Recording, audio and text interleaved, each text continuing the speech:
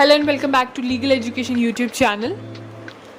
सो आज की वीडियो जो है वो पार्ट 2 है of salient features of Indian constitution. क्योंकि पहले पार्ट में सारे सेलिंग फीचर्स डिस्कस कर पाना थोड़ा सा मुश्किल है, इसलिए हम पार्ट 2 लेके आए हैं। So let's start. सबसे पहला है आज का जो फीचर हम डिस्कस करें वो है rule of law. Rule of law का मतलब ही हमें पता चल रहा है कि लॉ से ऊपर कुछ नहीं है। तो ये इंग्लैंड से कंसेप्ट आया, डाइसी ने इस कंसेप्ट को दिया है। अब रूल ऑफ लॉ जो है वो 3 पार्ट्स में डिवाइड है। जैसे हम बोल सकते हैं इसके 3 एलिमेंट्स हैं जो हम थोड़ा ध्यान में रखेंगे। रूल ऑफ लॉ है क्या? सबसे पहले equality before law and equal protection of laws. Article 14 के बारे में ये बात कर रहे हैं यहाँ पे हम। देन है सुप्रीमेसी ऑफ कॉन्स्टिट्यूशन। इसका मतलब है आर्बिट्रेरीनेस, गवर्नमेंट की एक्सक्लूडेड है कि गवर्नमेंट अपनी मर्जी से कुछ भी नहीं कर सकती, वो कॉन्स्टिट्यूशन को लायबल है। मतलब जो कॉन्स्टिट्यूशन में है उसी के अकॉर्डिंग ही जो है गवर्नमेंट को अपने फंक्शंस जो है वो करने पड़ेंगे। देन जजमेंट लॉ है या जजमेंट कॉन्स्टिट्यूशन है।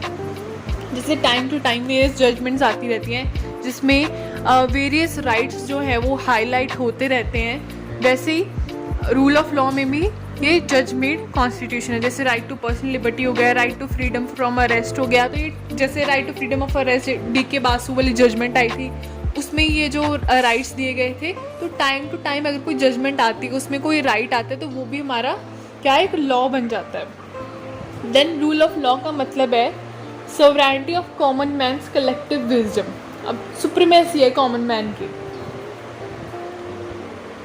अब आर्बिट्रेरीनेस के लिए रूल ऑफ लॉ में कोई रूम नहीं है। ये हमने जैसे पहले डिस्कस करा कि सुप्रीमेसी है कॉन्स्टिट्यूशन की, कॉन्स्टिट्यूशन से ऊपर कुछ नहीं है, तो no room for arbitrariness. Then individual के पास कुछ फंडामेंटल राइट्स है। फंडामेंटल राइट्स हमें पार्ट 3 में दिए गए हैं, तो वो डायरेक्ट है कि हाँ इंडिविजुअल के पास कुछ फंडामेंटल राइट्स हैं। देन जो जुडिशरी है वो फाइनल अथॉरिटी है कि हाँ लॉ एंड ऑर्डर जो मेंटेन करके रखे नेशन में।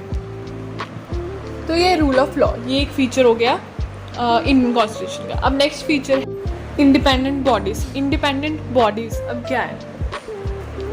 इनको जो है वो 4 जो है पार्ट्स में हम डिवाइड करते हैं। सबसे पहले हम देखते हैं इंडिपेंडेंट बॉडीज़, मतलब कि जो कॉन्स्टिट्यूशन ने जिनको पावर दी है, ठीक है, डायरेक्ट पावर है उनके पास, जैसे legislative, executive and judicial organs है गवर्नमेंट के, ठीक है, उनको अगर पावर दी है। पर इंडिपेंडेंट बॉडीज़ के बारे में भी जो है इंडियन कॉन्स्टिट्यूशन में प्रोविजंस हैं। जैसे कि इलेक्शन कमीशन ऑफ इंडिया जो है उसके बारे में आर्टिकल 324 में पूरी प्रोविज़न दी गई है। ये इलेक्शन कमिश्नर कौन होता है, कैसे जो है वो इलेक्शन कंडक्ट होती है, वो सारा। Then controller and auditor general of India, जिसको हम CAG बोलते हैं, वो आर्टिकल 148 में उसके रिलेटेड प्रोविज़न है। Constitution bodies. अब कॉन्स्टिट्यूशन बॉडीज़ क्या हैं कि जैसे ये जो है इंडियन कॉन्स्टिट्यूशन से डायरेक्ट पावर जो हैं वो इनको मिलती है, ठीक है।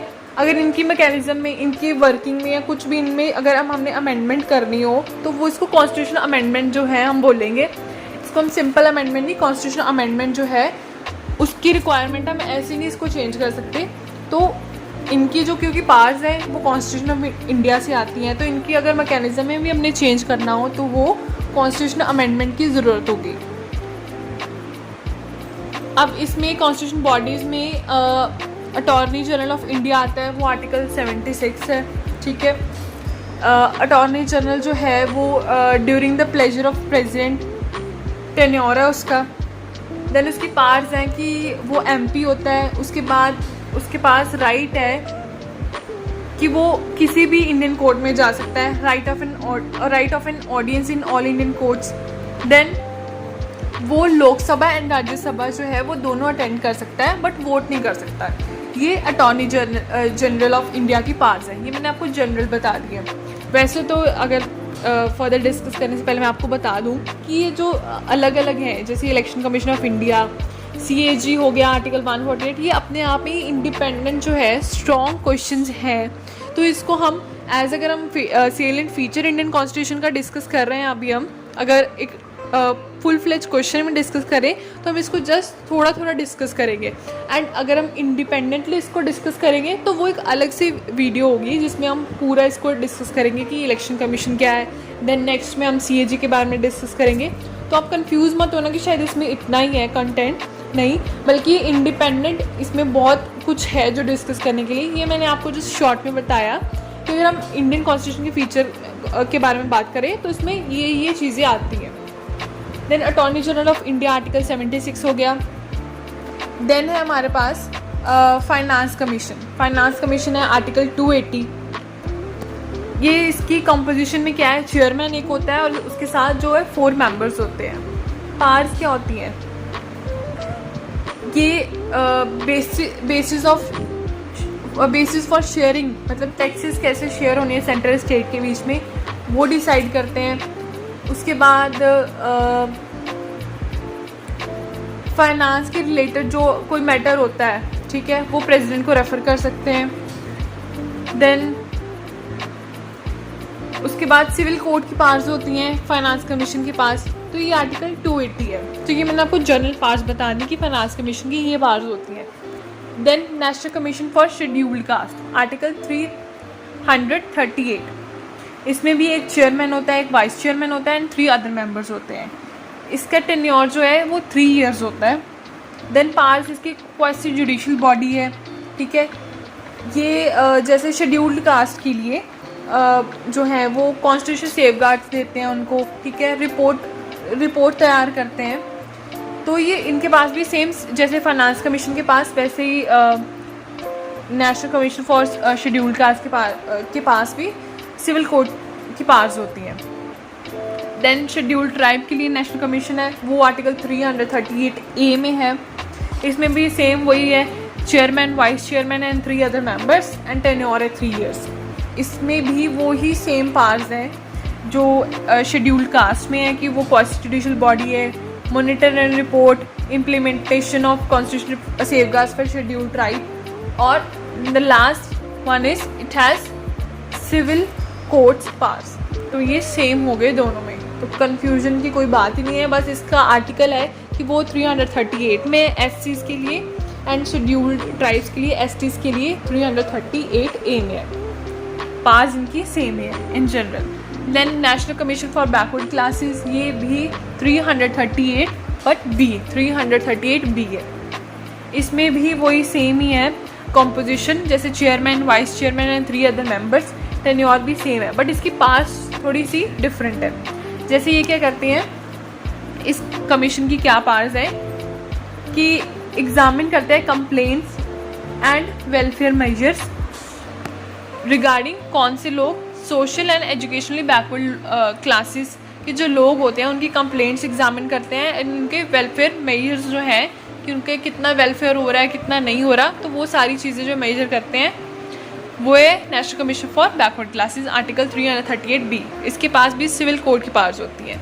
अब अगर हम बात करेंगे जो नेशनल कमीशन है, चाहे वो SCs के लिए या शेड्यूल्ड ट्राइब के लिए या बैकवर्ड क्लासेस के लिए है, इन तीनों के पास सिविल कोर्ट की पावर्स है, तो ये आप ज़रूर ध्यान में रखना। Then special officer for linguistic minority, ये है 350B। अब कॉम्पोजिशन क्या है, इसमें कमिश्नर होता है, डिप्टी कमिश्नर है या असिस्टेंट कमिश्नर है। टेन्योर या रिमूवल प्लेजर ऑफ प्रेसिडेंट है, मतलब प्रेसिडेंट जब चाहे हटा सकता है, तो प्रेसिडेंट के पास है पावर इसकी।